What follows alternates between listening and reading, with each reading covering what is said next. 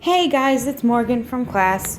So I was having a lot of trouble understanding the quantum numbers, especially when it came to the specifics of electrons and finding the four quantum numbers for specific electrons in an atom. And this was very, very briefly touched on in class, but not really enough for it to sink in for me. And I feel like I'm probably not the only one who's confused. So I seek some outside help, and I'm going to do my best to explain it the way it was explained to me, and hopefully it will help make a sense to a few people at least. I've also included a couple of videos that just cover the whole, like the basic concept of this garbage, and just review for everyone else, I guess. I'm going to start with just one of the concepts, like one of the questions that we've all seen at this point, and it's number 2 on the open response for the group quiz. And this one in particular asks for the four quantum numbers, or the N, L, Ml, and Ms for the 14th electron of selenium. And I saw that and I said, what in the heck is she talking about? But this is where I reached out for help, and hopefully my explanation will make a little bit of sense here. So looking at the periodic table, we know selenium has 34 electrons. Fantastic. I'm going to write it out with the noble gas abbreviation. And if this doesn't make sense, I highly recommend going back and just watching one of the other tutorial videos to help you just kind of, make this make sense to you a little bit. So we're looking for electron 14. We know that argon is the noble gas, and it has 18 protons in it in a neutral atom. 18 protons equals the electrons, so there's also 18 electrons. Therefore, I know that my 14th electron is located inside this 18 somewhere.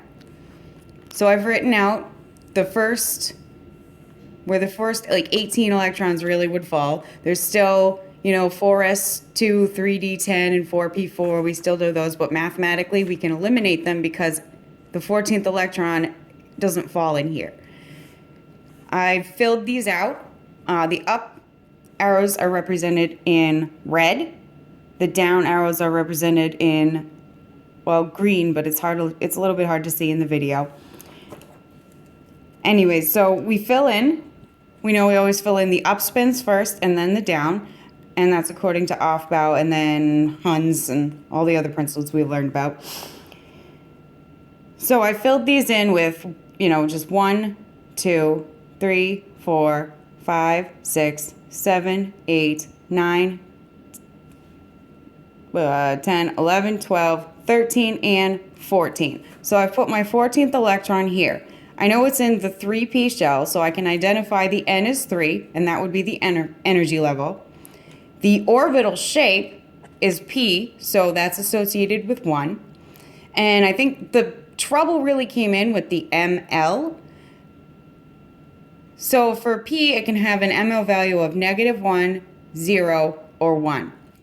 In this case, 0 always goes in the center. Always assign your 0 to the center orbital. The same goes with D, which has 5 orbitals. The same goes with F, which has 7. The 0 goes in the middle, and then you can assign your negatives accordingly and your positives accordingly. So in this case, we have 0, -1, and 1. The 14th electron falls on 0.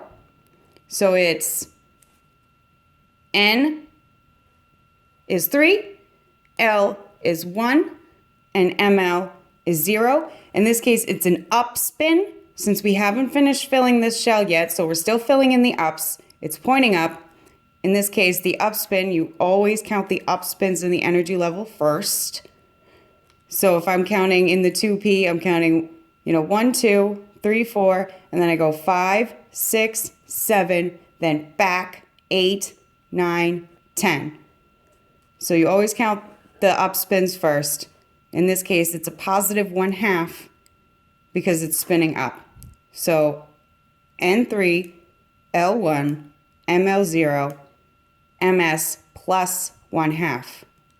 And those are the four quantum numbers associated with the 14th electron of selenium.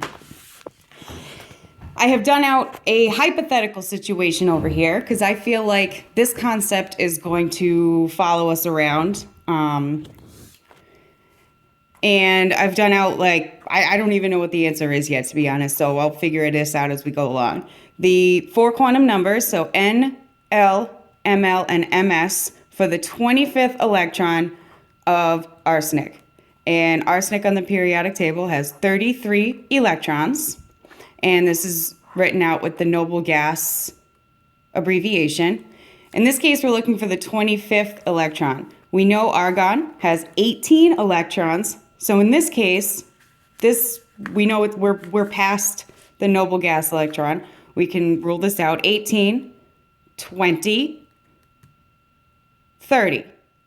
We're looking for 25, 30. We know that our 25th electron is in 3D somewhere. So we can actually just automatically write N, 3, and since D is associated with 2, we know that.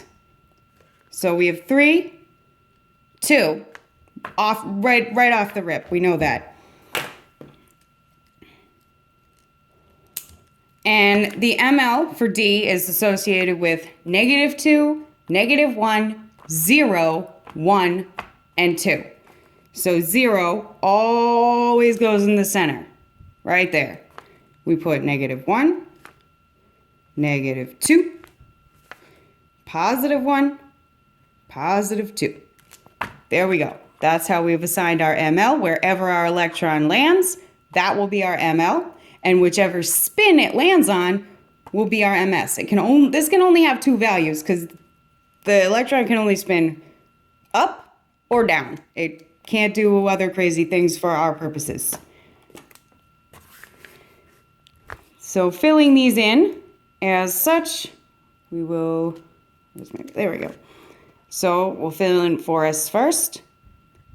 There's 1. And the down, there's 2. So we have 18, 19, 20. 21, 22, 23, 24, 25. So this will be the 25th electron of arsenic in N3L2. We know the ml now is +2, and it's on an up spin, which means that it's plus 1/2. For the record, I wrote out 3p here, but again, it only fell in the 3D shell, so you don't need to write all this stuff out. It's extra work you don't need to do for yourself. And let's say hypothetically, just to, keep going with this, we were asked instead of the 25th, let's say we were asked for the 27th electron of arsenic. We would keep going. So we are 25. Now we backfill and do our downspins. 26, 27. So here we go. We're still in 3D. So we're still in N3.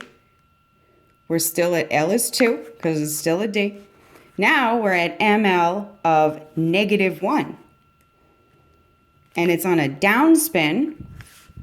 So we're at -1/2. And that is how you identify the 4 quantum numbers of a specific electron in an atom. I really hope that helps. I don't know. Pick some arbitrary numbers and practice, and maybe you'll find out some shortcuts that help you. And if you do, please pass them on to me. And I'll see you guys in class tomorrow. Bye.